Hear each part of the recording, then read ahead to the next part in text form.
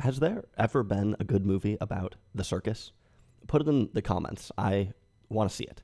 Circus World was a huge flop when it came out in 1964, even though it stars John Wayne, Claudia Cardinale, and Rita Hayworth and The Shawshank Redemption. This movie has big cast, incredible stunts, lots of great circus performances, and it has huge set pieces, giant theaters for the performances to take place in, and all kinds of cool European palaces and plazas. It was filmed in fake Cinerama. Huge, huge movie. And yet, when it came out, nobody went to see it. The reviews were weak. Today, nobody really talks about it. So why was it such a big flop? What went wrong? Did something go wrong? Did it deserve to be? And if it is a big flop, why are we talking about it? Well, it turns out there are interesting things about Circus World. Like I said, it doesn't seem like there have been very many successful circus movies. Is it possible that they all suffer from the same curse? I do really want to watch some more of them. First of all, does Circus World deserve the reputation that it has? Like I said, it has huge stars. It's got a huge production, and the circus elements are really impressive. This movie has special effects in it, most of which are pretty decent for their time. For instance, they use a combination of rear projection and stunt doubles and some nice camera angles to put John Wayne in a cage with a tiger, or possibly a lion, I forget, a large cat. Now, the rear projection here looks kind of fake, but they do a good job of alternating between different techniques. And I think this is one of the most important things when it comes to selling special effects, even now, but especially back in the day when effects were relatively pedestrian. You can use relatively simple techniques. If you switch between a bunch of different techniques, it's hard for the audience to pin things down, to figure out the trick. So the special effects here, because they switch things up a bit, and because they're ambitious, end up, I think, being compelling. But interestingly, they're totally separate from the physical performances in the film, from the circus performances in the film.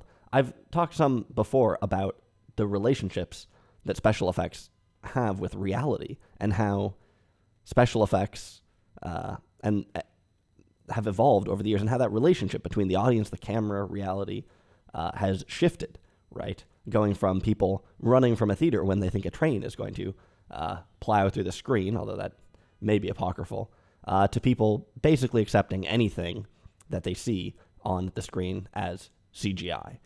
That's where we are today.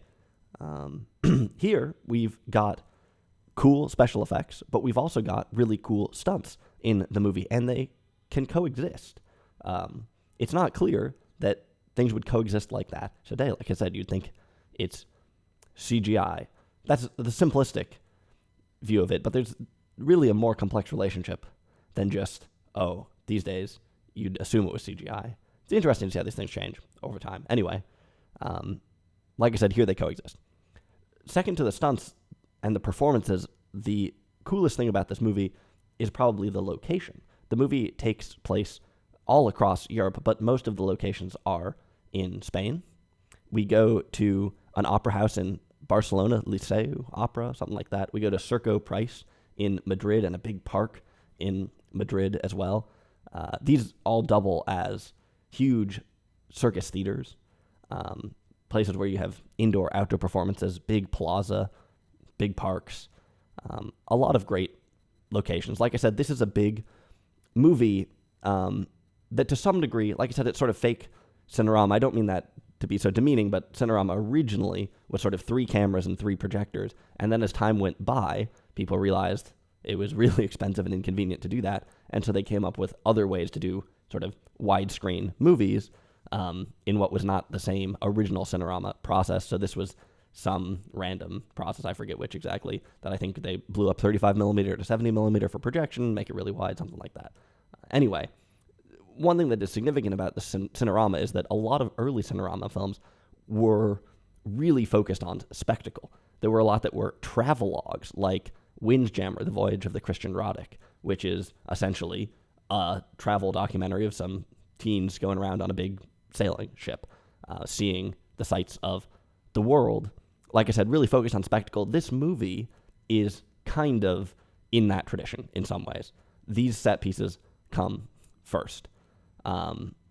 So the question at hand, is this really a flop, or is it some underrated gem, unfairly maligned, misunderstood, and such? Well, not really. Sadly, Circus World is not that good. And the biggest problem is that after the sets and the stunts, the plot is just a distant afterthought, and the characters are a bit played out and not very compelling.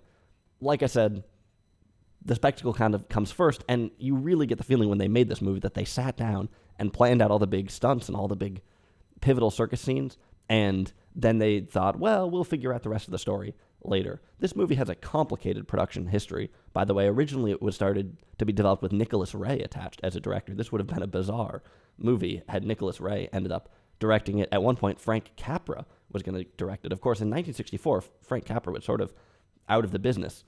You may or may not be aware that Frank Capra's career kind of really fizzled after World War II, perhaps because his sort of happy-go-lucky Americanism brand kind of thing, this populist thing, resonated more with people sort of in the Depression era and during the war, and afterwards didn't work as well. So anyway, Frank Capra didn't end up doing it. Partly had some conflicts with John Wayne. Robert Taylor, I think, was going to be in the movie at some point. Lots of shifts here and there. And like I said, it seems like the tent poles of the movie were the stunts, and then everything else just kind of got a little bit left behind. Now, I will say that the movie did grow on me as I watched it. It starts with a really cool opening sequence showing the circus, the big three-ring circus. Showing three-ring circuses are interesting because there's a lot of stuff that's going on at once. And so often, there's a circus tent.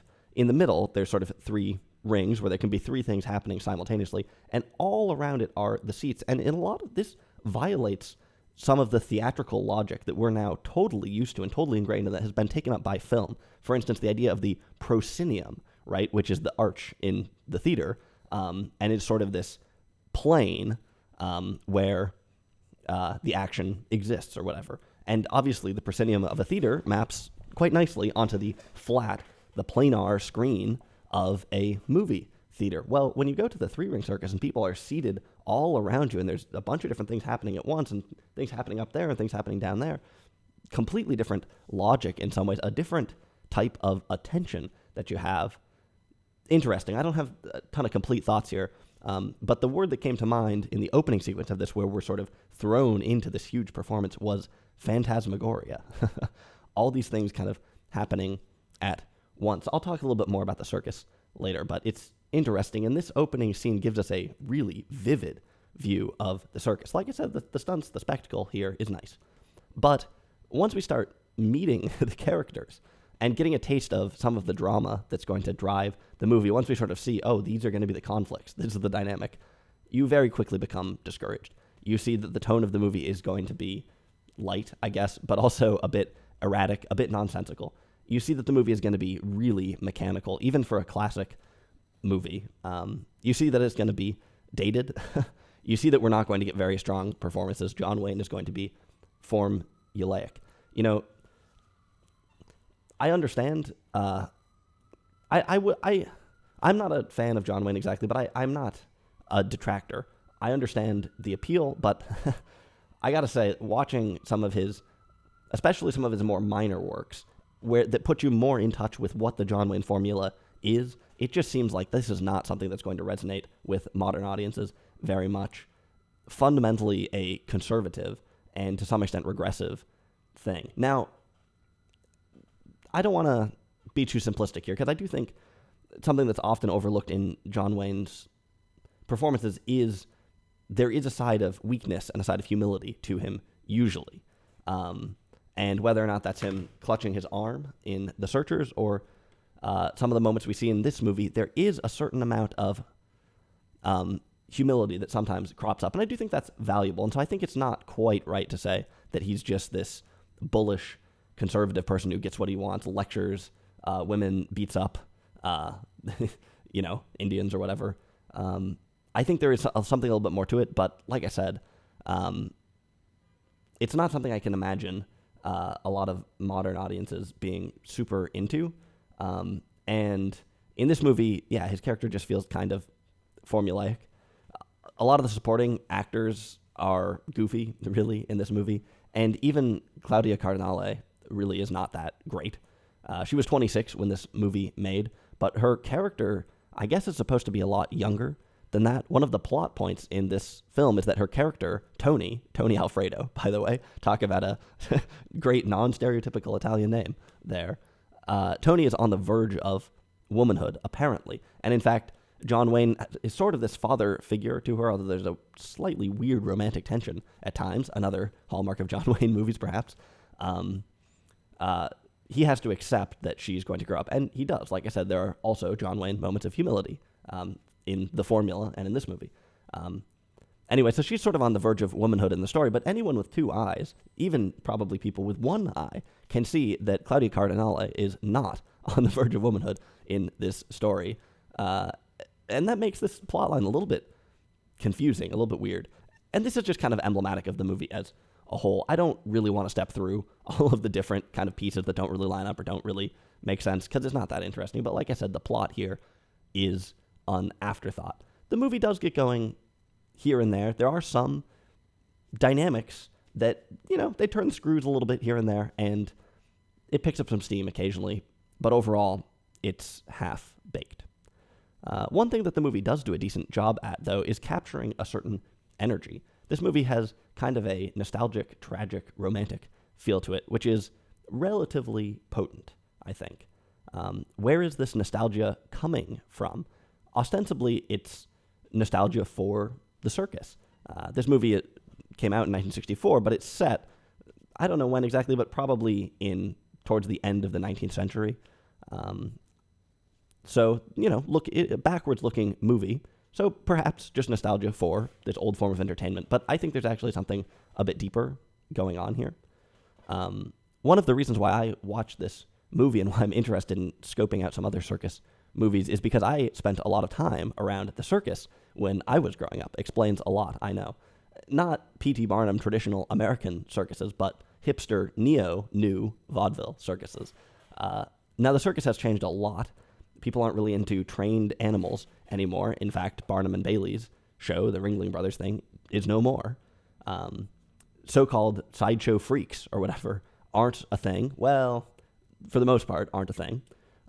But there are also some things that haven't changed as much about the circus, because there still are circuses around, definitely. The circus today, and always, I think, has been full of eclectic individuals. The circus has also long represented alternative lifestyles. It's a form of popular artistry. Think about the connotation that circuses have in society. It's a place where you might run away to. It's totally offbeat, totally different.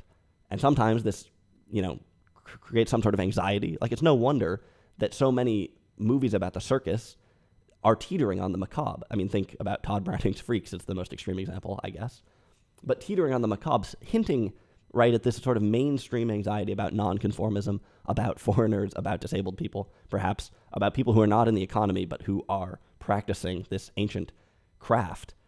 The circus has something destabilizing about it that in some ways creates anxiety but also is remarkably alluring and romantic. There's some kind of magic going on in the circus, right? Why else would we want to run away there? Circus World is a romantic film. Of course, it does give us a nice couple-building narrative, but the more noticeable energy is the romance of the circus itself. There are undertones of superstition and otherness in this movie, which are interesting, but mainly the circus is a sweet memory. I think there's something inherently ephemeral about the circus as well. Live shows are fleeting, Not only do individual moments fly by, never to happen again, but on a larger scale, the circus as a whole has kind of faded into memory. There are still circuses today, but huge three-ring circuses taking elephants, Dumbo, on the train across America. This is a thing of the past. And I suspect that, many people think of the world as something that is continuously getting more advanced, more sophisticated. But if you look at live performance, if you look at circuses, it's not necessarily true that there are better performers. There are better circus performers alive today than there were 150 years ago. Even when this movie came out in 1964, circus would have already been a memory. And that's sort of an interesting thing to think about. Our society today is really not as enamored by ephemeral things. People really like capturing moments. They really like taking pictures of things. They really like having videos of things. They really like feeling like the moment has been captured. It's suspended or something like that. It can be owned. It can be distributed. It can be, it's domesticated. Time is domesticated or something along those lines. It's interesting to see a time before phones, before cameras, more or less, before even the proscenium, before even a plane of view, where there is a spectacle that is this huge, dense sort of constellation of all these different things happening, all these different things that will never happen. Again, seeing people drink that in.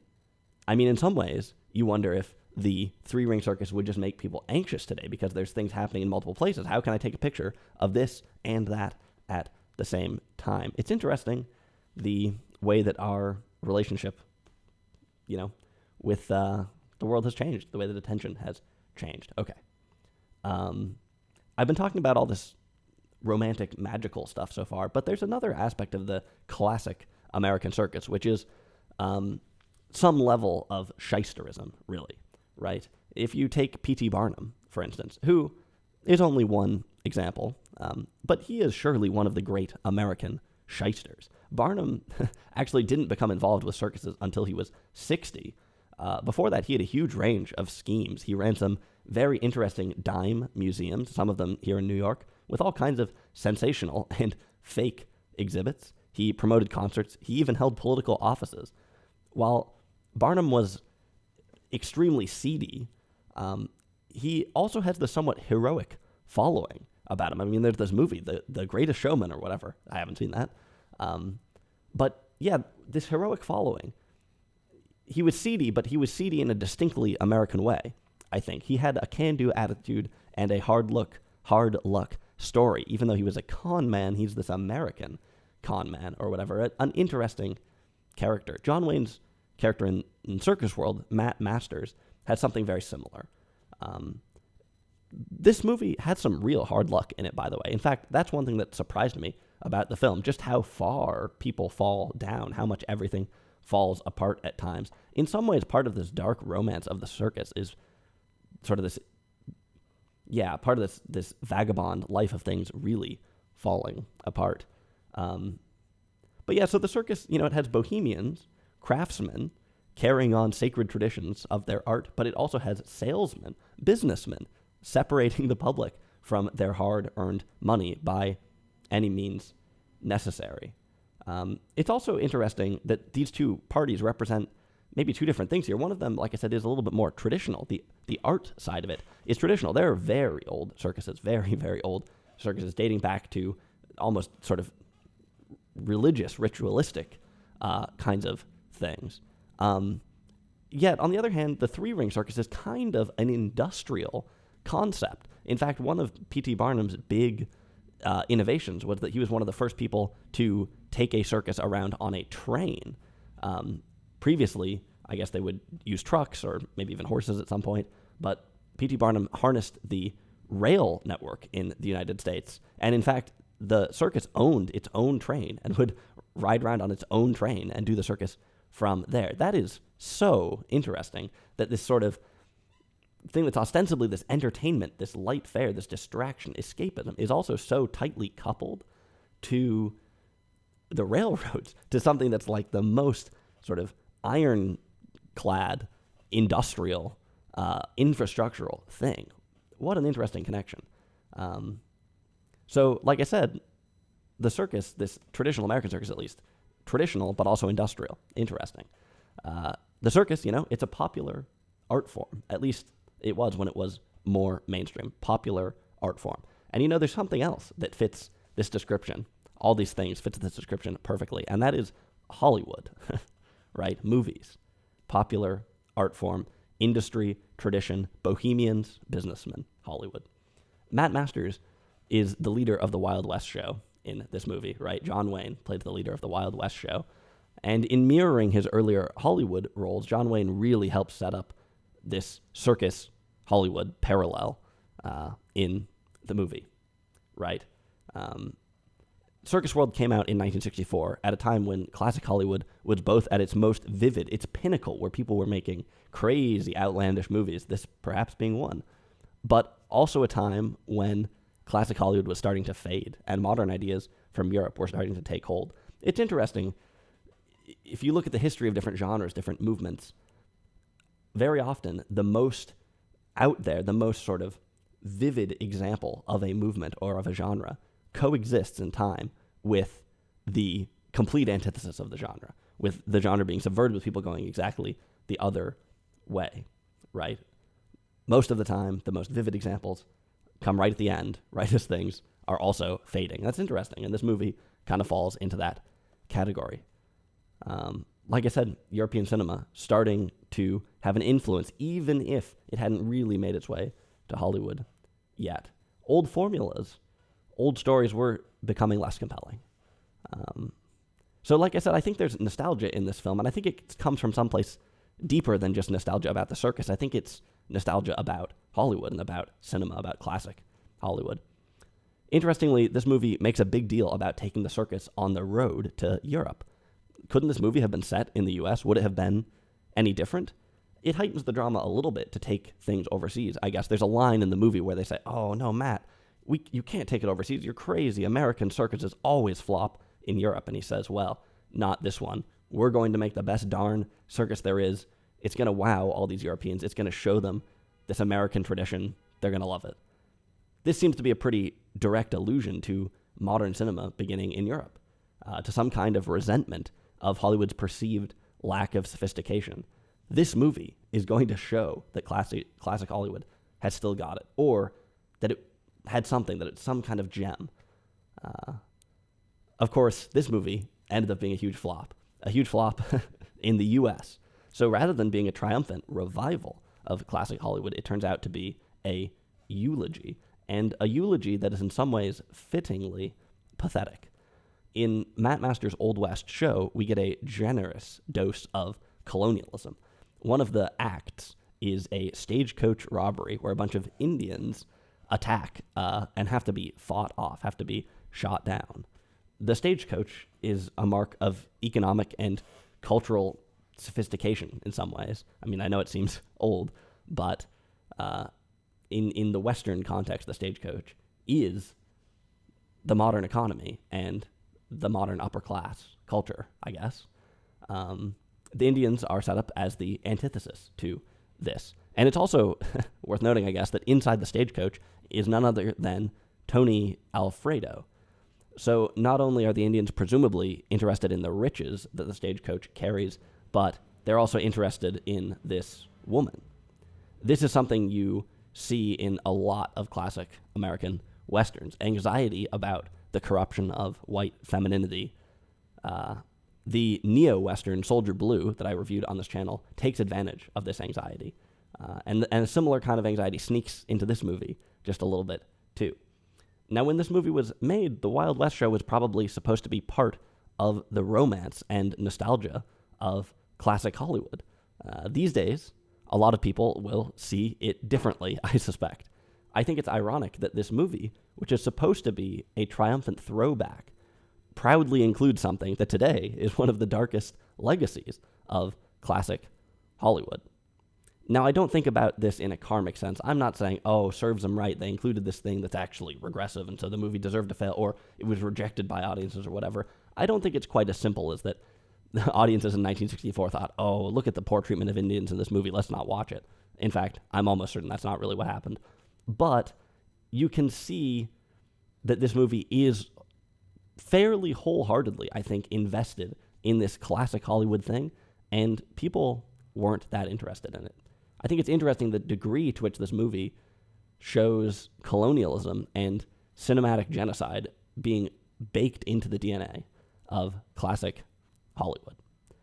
Maybe there's some level of self-awareness in the movie. I don't think so, but it's possible. either way, this ends up being an interesting document, despite not really being that great of a movie. There's a lot of things to think about, a lot of interesting context. So if you take the big stunts and the cool locations, and if you can stomach the weak storyline, the weak characters, and if you're maybe clued into some of the underlying narratives of the film, then Circus World is actually pretty good to watch. But am I surprised it was a flop? Not at all. And would I really recommend it as a great movie? No, unless you're actively interested in the people or that era. But if you're just some random normal person from today, then no, you're probably not going to like this movie at all. But that's Circus World. Like I said, I'm looking to do a couple more circus films. Perhaps there's a wide variety of extremely interesting things here. The only, I haven't seen many. I mean, yeah, Todd Browning's Freaks, maybe a few others. But expect some more on the channel before too long.